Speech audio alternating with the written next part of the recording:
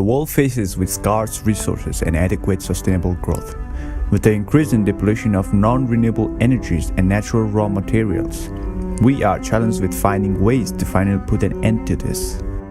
With that in our thought, we believe our newest creation, a smart renewable irrigation system, will be the savior of this large-scale predicament. Here is how the product works. Firstly, an ultrasonic sensor detects water level inside any sort of water container and displays the water level through an LCD. If the water level is below a certain percentage, the water pump automatically refills the main tank from the reserve tank. After that, the water pump sprinkles the water to various crops across the farm. The smart part about this is that farmers can control the water sprinklers through an app. If the farmer forgets to water his plant, the soil moisture detector inside the soil detects the low soil moisture and waters the plant for him.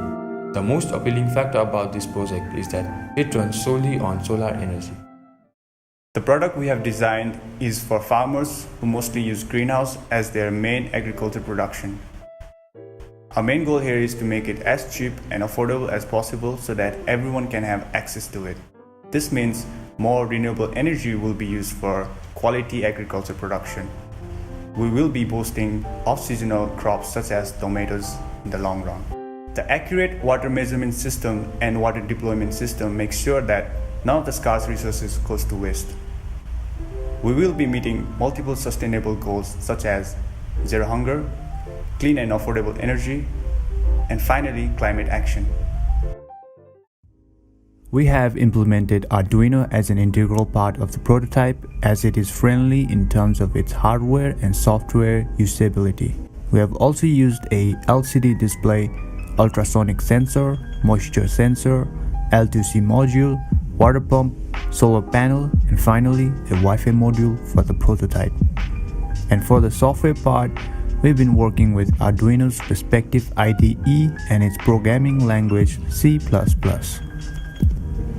team is very positive on being able to create the prototype by using set parts. The main challenge would be having to work with limited resources and budget in order to make it work. We still don't have the high-tech solar energy to power the pump itself, so we will be using non-solar power for the prototype, but we assure you that the main project will be completely running on solar power.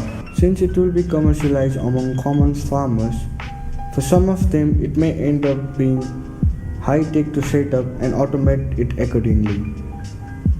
We will try our best to make it very user-friendly.